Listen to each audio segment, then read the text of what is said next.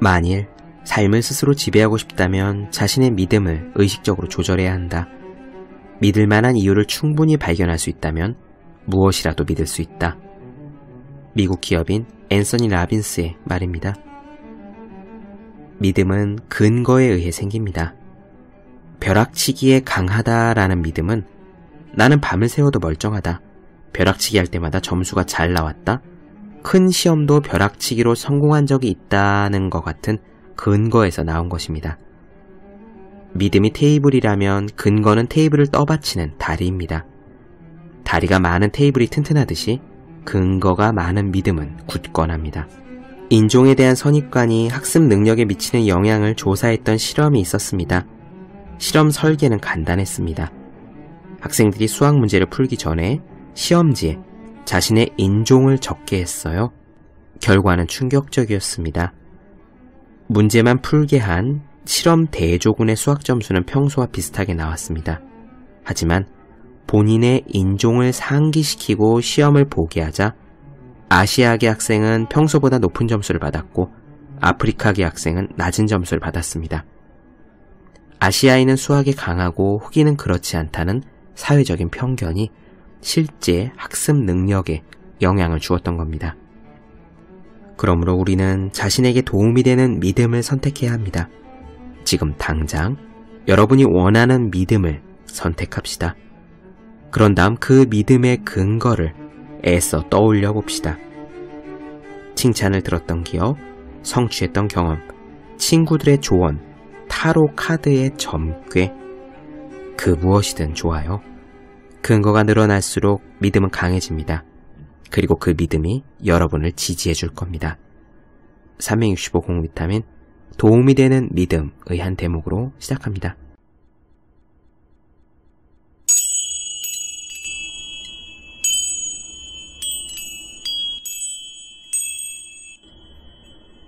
네, 안녕하세요. 본격 공부자극 팟캐스트 서울대는 어떻게 공부하는가 한지우입니다. 예수님 일행이 여행 중 어떤 마을에 들렀을 때 마르타라는 여자가 자기 집에 예수를 모셔들었다. 그녀에게는 마리아라는 동생이 있었는데 마리아는 주님의 발치에 앉아서 말씀을 듣고 있었다. 시중을 드느라 경황이 없던 마르타는 예수께 와서 말했다. 주님, 제 동생이 저에게만 이 일을 떠맡기는데 이걸 보고도 가만두십니까? 마리아더러 저를 좀 거들라고 일러주십시오. 그러자 주께서는 이렇게 대답하셨다. 마르타, 마르타, 너는 많은 일에 마음을 쓰며 걱정하지만 실상 필요한 것은 한 가지뿐이다. 마리아는 참 좋은 몫을 택했다. 그 몫을 빼앗아서는 안 된다. 누가복음 10장의 한 부분입니다. 저는 언젠가 이 작품을 읽고 싶었습니다. 하지만 사실 이 작품을 요약할 능력이 없고 설명할 능력은 더더욱 없습니다. 또 많은 분들이 읽으셨겠지요. 유명한 문구는 대부분들 다 아실 겁니다. 그럼에도 불구하고 저는 언젠가 꼭 이 작품을 한번 읽고 싶었어요. 바로 파울로 코엘류의 연금술사입니다. 사실 지난 주말부터 제가 몸살을 좀 앓았습니다. 열은 나지 않았고 기침도 하지 않았고 그런데 몸에 전반적으로 힘이 없는 이상한 몸살이었습니다.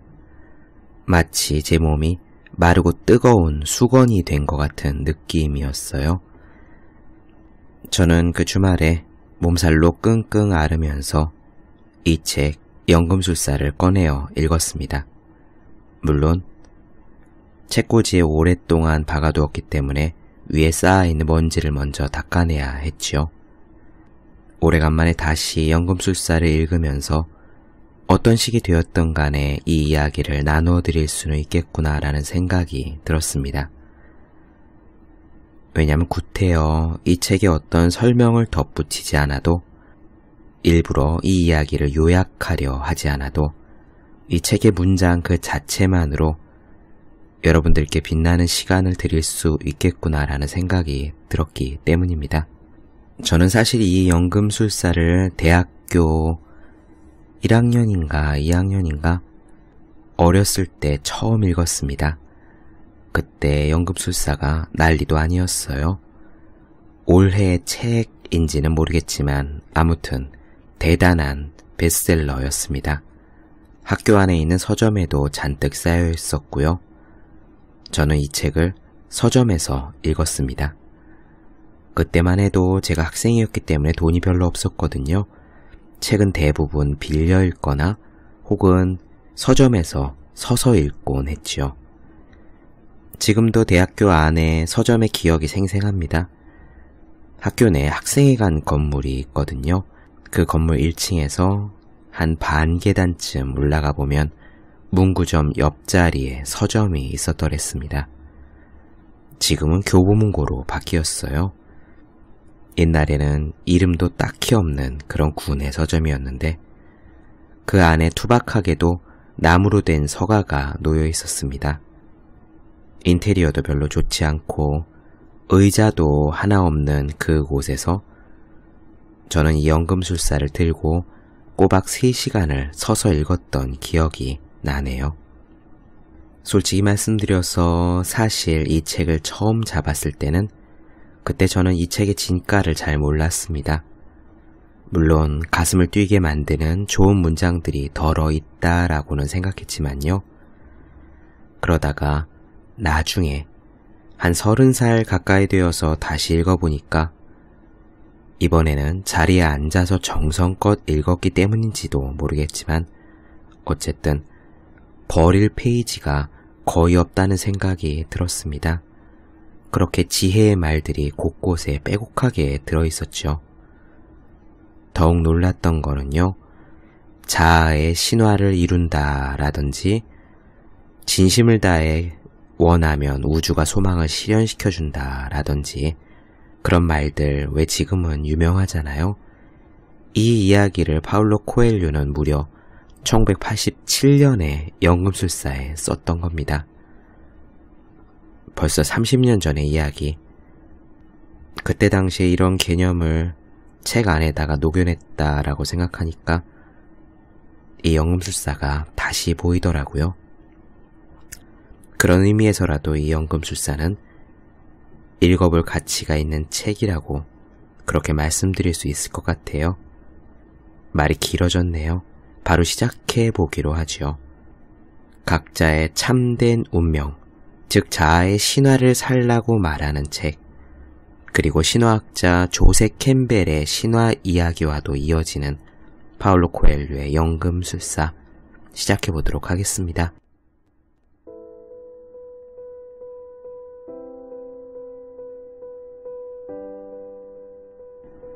양치기 산티아고가 양떼를 데리고 버려진 낡은 교회 앞에 다다랐을 때는 날이 저물고 있었다. 지붕은 무너진 지 오래였고 성물 보관소 자리에는 커다란 무화과 나무 한 그루가 서 있었다. 그는 그곳에서 하룻밤을 보내기로 했다. 양들을 부서진 문을 통해 안으로 들여보낸 뒤 도망치지 못하도록 문에 널빤지를 댔다. 근처에 늑대는 없었지만 밤사이에 양이 한 마리라도 도망치게 되면 그 다음 날은 온종일 잃어버린 양을 찾아다녀야 할 것이기 때문이었다. 산티아고는 입고 있던 겉옷을 땅바닥에 깔고 막 다 읽은 책을 베개 삼아 자리에 누웠다. 그리고 잠이 들었다. 잠에서 깨어났을 때 사위는 아직 어두웠다. 고개를 드니 부서져 반쯤 남은 천장 사이로 별들이 반짝이는 것이 보였다. 아쉬웠다. 지난주와 똑같은 꿈이었다. 이번에도 역시 꿈이 채 끝나기 전에 잠을 깨고 말았다. 산티아고에게는 자신의 존재의 의미가 한 가지 있었다. 그건 바로 여행이었다. 안달루시아 평야를 돌아다닌 2년 동안 그는 그 지역의 모든 마을들을 알게 되었고 그것은 그의 삶에 빛과 의미를 주었다. 산티아고는 16살 때까지 신학교를 다녔다. 그의 부모는 그가 신부가 되어 단지 먹을 것과 물을 얻기 위해 일하는 생활을 벗어나 보잘것없는 시골 집안의 자랑이 되어주기를 바랬다. 그는 라틴어와 스페인어 그리고 신학을 공부했다. 하지만 조금씩 나이가 들면서 그는 더 넓은 세상을 알고 싶었다. 그것은 신이나 인류의 죄악에 대해 아는 것보다 중요한 일 같았다. 어느 날 저녁, 집에 다니러 왔다가 그는 용기를 내어 아버지에게 신부가 되는 길을 포기하고 싶다고 했다. 아버지, 저는 세상을 두루 여행하고 싶습니다. 아버지는 말했다. 얘야, 세상 각지에서 온 사람들이 우리 마을을 지나간단다. 그 사람들은 새로운 것을 찾아서 오지. 하지만 그들은 여전히 똑같은 사람으로 남아있을 뿐이야. 그들은 성을 보려고 언덕으로 올라가서는 옛날이 지금보다 좋았다고 생각해. 세상에는 머리가 금발이거나 피부가 검은 사람들도 있어. 그렇지만 그들도 우리와 똑같은 사람들이란다. 그들은 우리 마을의 초원과 우리 마을 여자들을 보고는 언제까지나 여기서 살고 싶다고 말하지. 산티아고는 말했다. 하지만 저는 바로 그들의 땅과 그곳의 여자들에 대해 알고 싶어요. 실제로 그렇게 말하는 사람들도 우리 마을에 남아서 살지는 않으니까요. 아버지는 말했다. 그 사람들은 돈이 가득 든 주머니를 가지고 여행을 다닌단다. 하지만 우리 중에서 떠돌아다니며 살 수 있는 사람은 양치기밖에 없어. 그렇다면 저는 양치기가 되겠습니다. 아버지는 더 이상 아무 말도 하지 않았다. 다음날 아버지는 주머니를 하나 건네주었다. 스페인의 옛날 금화 3개가 들어있었다. 언젠가 들에서 주운 거다. 너의 이름으로 교회에 헌금할 생각이었지. 이것으로 양들을 사거라. 그리고 세상으로 나가 마음껏 돌아다니거라.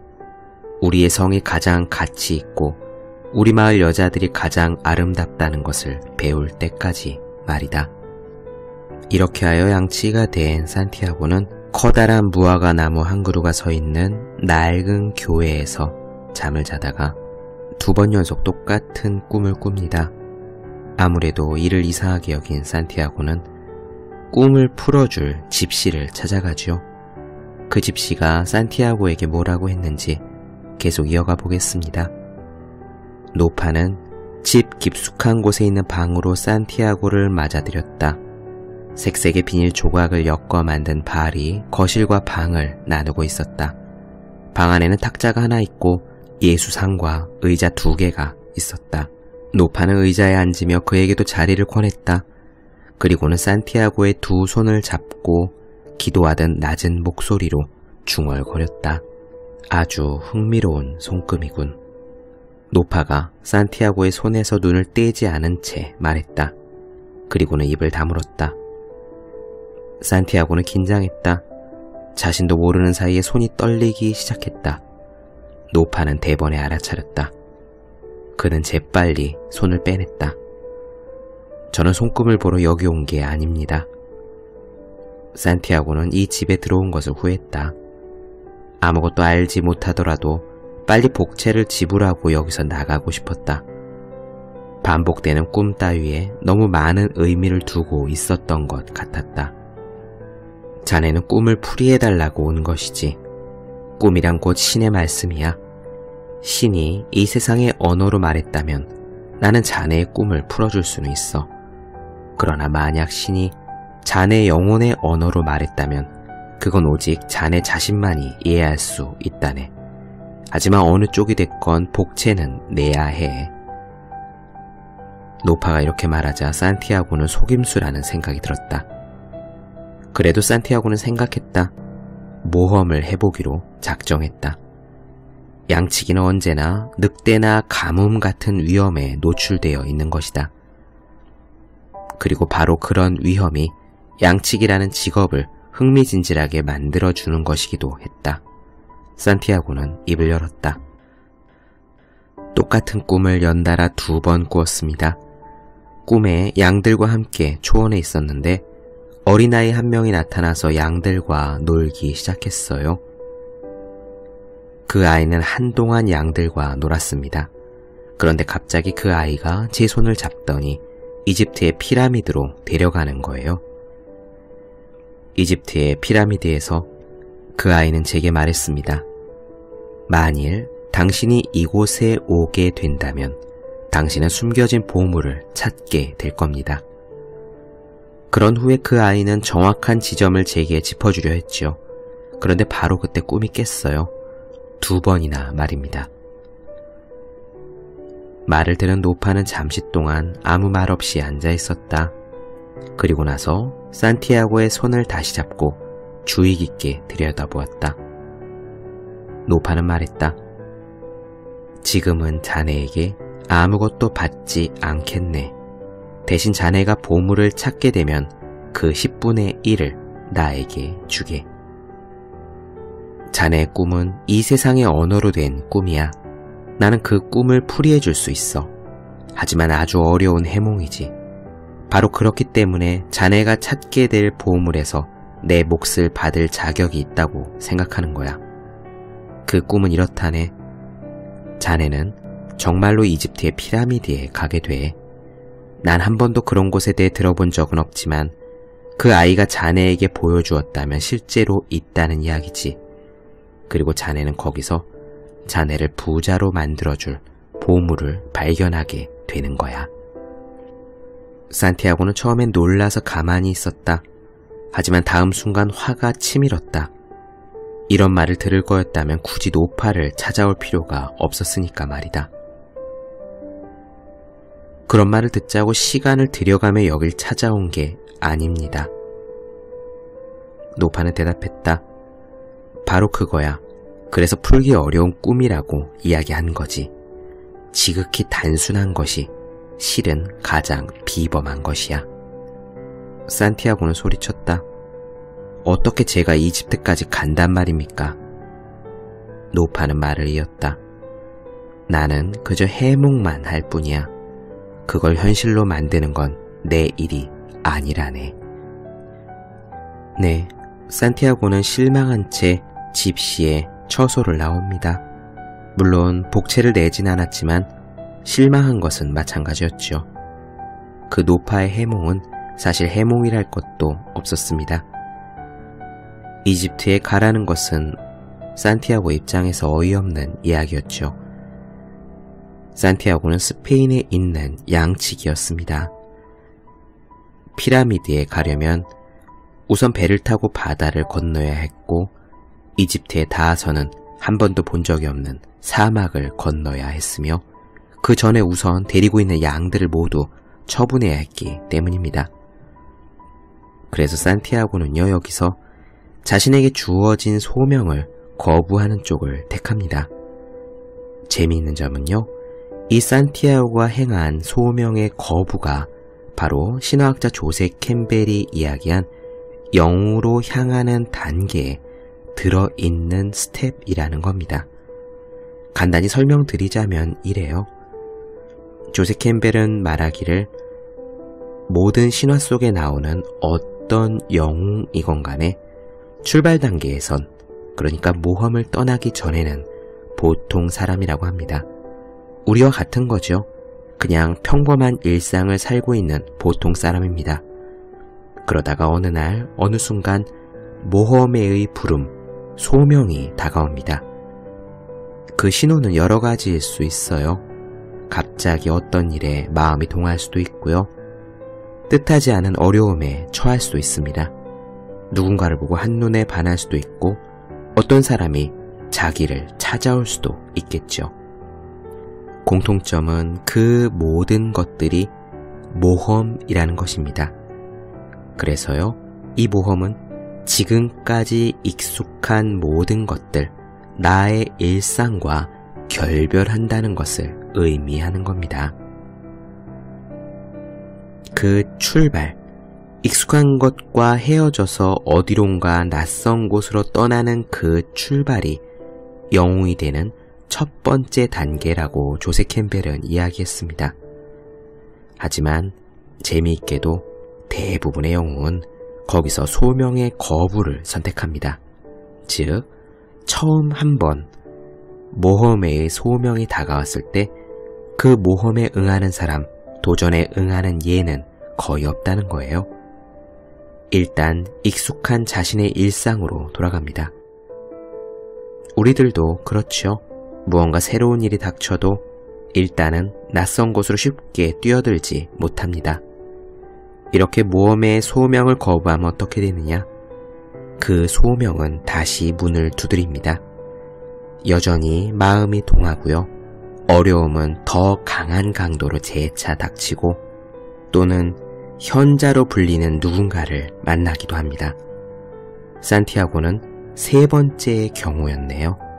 계속 이어가 보도록 하죠. 양치기 산티아고는 잔뜩 실망한 채 밖으로 나왔다.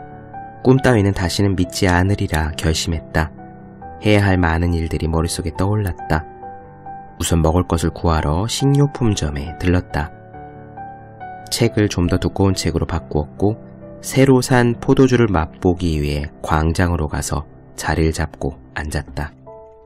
그렇게 앉아있던 산티아고에게 어떤 노인이 다가와 말을 걸었다. 산티아고는 뭐 하시는 분이냐고 물었다. 그 노인은 호탕하게 소리내어 웃었다. 이보게, 나는 살렘의 왕이라네. 내 이름은 멜키세덱일세. 그런데 자네는 양을 몇 마리나 가지고 있는가? 산티아고는 대답했다. 필요한 만큼은 가지고 있습니다. 노인이 그 말을 받았다. 그렇다면 문제로군. 자네가 양을 필요한 만큼 가지고 있다고 생각하는 한 나는 자네를 도와줄 수가 없으니까 말이야. 자네가 가진 양의 10분의 1을 내게 주게. 그러면 보물을 찾아가는 길을 자네에게 가르쳐 주겠네. 노인의 갑작스런 말은 대단히 엉뚱했다. 그제서야 산티아고는 반복되는 꿈을 떠올렸다.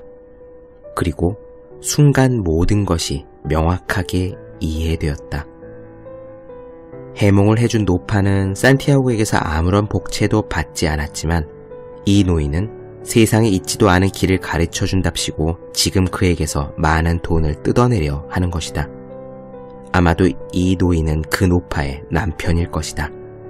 그리고 이 노인도 집시임에 틀림없다. 그런데 이렇게 생각한 산티아고가 뭐라고 말을 꺼내기도 전에 노인이 허리를 굽혀 나뭇가지를 하나 집어들려 했다. 그 순간 산티아고는 노인의 품 안에서 강렬한 빛이 뿜어져 나오는 것을 보았다. 너무도 강렬해서 눈이 멀 것 같았다. 노인은 나이에 어울리지 않는 잽싼 몸놀림으로 품 안의 광채를 겉옷으로 가렸다.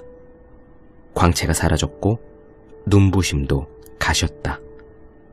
노인은 나뭇가지를 들어 땅바닥에다가 산티아고의 아버지와 어머니 이름, 어린 시절의 장난들, 신학교를 포함한 그의 지나간 과거를 적어놓았다. 노루 사냥을 하려고 아버지의 칼을 훔쳐낸 것 같은 누구에게도 말할 수 없는 기억들도 거기 모래 위에 써 있었다. 노인이 말했다. 나는 살렘의 왕일세. 너무도 놀라 당황하고 들뜬 기색을 숨기지 못한 채 산티아고가 물었다. 어째서 왕께서 양치기와 더불어 이야기하십니까? 이유야 많지. 그러나 정작 중요한 것은 자네가 이제 자아의 신화를 이룰 수 있게 되었다는 거라네. 산티아고는 자아의 신화가 무엇을 의미하는지 알 수 없었다. 노인은 대답했다. 그것은 자네가 항상 이루기를 소망해 오던 바로 그것이네. 우리들 각자는 젊음의 초입에서 자신의 자아의 신화가 무엇인지 알게 되지. 그 시절에는 모든 것이 분명하고 모든 것이 가능해 보여. 그래서 젊은이들은 그 모두를 꿈꾸고 소망하기를 주저하지 않는다네. 하지만 시간이 지남에 따라 알 수 없는 어떤 힘이 그 신화의 실현이 불가능함을 깨닫게 해주지. 그 알 수 없는 어떤 힘이란 나쁘게 느껴지는 기운일 수도 있네. 하지만 사실은 바로 그 기운이 자아의 신화를 실현할 수 있도록 도와주는 것이야. 그 힘은 자네의 정신과 의지를 단련시켜주지. 이 세상에는 위대한 진실이 하나 있어. 무언가를 온 마음을 다해 원한다면 반드시 그렇게 된다는 거야. 무언가를 바라는 마음은 곧 우주의 마음으로부터 비롯된 것이기 때문이지. 그리고 바로 그것을 실현하는 것이 이 땅에서 자네가 맡은 임무라네. 보물을 찾겠다는 마음도 마찬가지야. 만물의 정기는 사람들의 행복을 먹고 자라지. 자아의 신화를 이루어내는 것이야말로 이 세상 모든 사람들에게 부과된 유일한 의무라네. 세상 만물은 모두 한 가지야. 자네가 무언가를 간절히 원할 때 온 우주는 자네 소망이 실현되도록 도와주는 것이라네. 한동안 그들은 아무 말 없이 광장과 사람들을 바라보고 있었다. 다시 입을 연 것은 노인이었다. 자네는 무엇 때문에 야항을 치나? 저는 세상을 여행하고 싶습니다. 그러자 노인은 광장 한 구석 빨간 손수레를 끌고 다니는 팝콘 장수를 가리켰다. 저 팝콘 장수도 어릴 때 떠돌아다니기를 소망했지. 하지만 팝콘 손수레를 하나 사서 몇 년 동안은 돈을 버는 게 좋겠다고 결심한 모양이야. 좀 더 나이가 들면 어쩌면 한 달 정도 아프리카를 여행할 수도 있겠지. 어리석게도 사람에게는 꿈꾸는 것을 실현할 능력이 있음을 알지 못한 거야. 산티아고가 소리 높여 자신의 생각을 말했다. 저 사람은 차라리 양치기가 되는 길을 선택해야 했어요. 노인이 대답했다. 저 사람도 그 생각은 했었다네. 하지만 팝콘 장수가 양치기보다는 남보기에 근사하다고 생각한 거지. 양치기들은 별을 보며 자야 하지만 팝콘 장수는 자기 집 지붕 아래에 잠들 수는 있잖아. 또 사람들은 자기 딸을 양치기보다는 팝콘 장수와 결혼시키려 하지. 결국 자아의 신화보다는 남들이 팝콘 장수와 양치기에 대해 어떻게 생각하는지가 더 중요한 문제가 되어버린 거야. 산티아고는 물었다. 지금 왜 제게 그런 이야기를 하시는 겁니까? 노인은 대답했다. 자네가 자아의 신화를 위해 살려고 하기 때문일세. 그런데 지금 자네는 그것을 포기하려 하고 있어. 왕께서는 사람들이 그런 순간에 처해 있을 때면 항상 나타나십니까? 늘 이런 모습은 아니지만 안 나타난 적은 없지. 때로는 순간순간의 훌륭한 생각과 좋은 해결 방법으로 나타나기도 하지만 대개는 사람들이 중대한 순간에 처해 있을 때 그저 그 일들이 조금 수월해지도록 돕기만 한다네. 나는 이 일을 오랫동안 해왔지만 대부분의 사람들은 그걸 알지 못하지. 산티아고는 노인과의 대화가 감추어진 보물 이야기로부터 시작되었다는 사실이 문득 기억났다. 노인은 말했다. 그 보물들은 사나운 홍수로 파헤쳐졌다가 다시 홍수에 의해 땅속에 파묻혔다네. 만약 자네가 그 보물에 대해 더 알고 싶다면 내게 자네 양의 10분의 1을 주어야 할 거야. 산티아고는 물었다. 제가 찾게 될 보물의 10분의 1이 아니고요? 노인은 산티아고의 말에 실망한 것 같았다.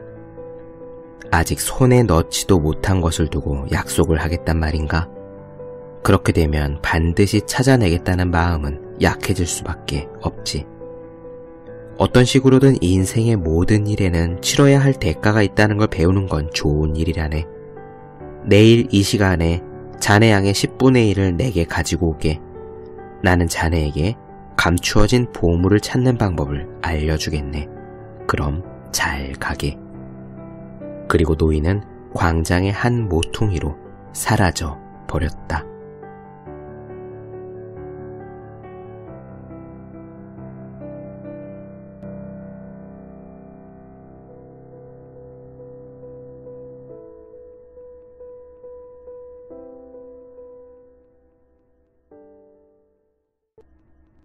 네, 본격 공부자극 팟캐스트 서울대는 어떻게 공부하는가? 오늘은 파울로 코엘류의 연금술사 그 첫 번째 시간을 나눠드렸습니다. 더 많은 이야기가 궁금하신 분들, 질문사항 있으신 분들은 제 네이버 블로그 어생의 즐거운 편지, 다음 카카오 브런치 한재우의 브런치, 인스타그램 해시태그 서울대는 어떻게 공부하는가를 찾아주시면 되겠습니다. 또 매일매일 공부하시는 분들, 여러분 주변에 매일매일 공부하고 계시는 그분들을 위해서 하루 한 페이지씩 읽고 공부할 의욕을 북돋는 책, 보기만 해도 공부하고 싶어지는 365 공부 비타민을 선물해 주시면 좋겠습니다. 오늘은 여기까지 할게요. 저는 다음 시간에 뵙겠습니다. 여러분 모두 열심히 공부하십시오. 저도 열심히 하겠습니다.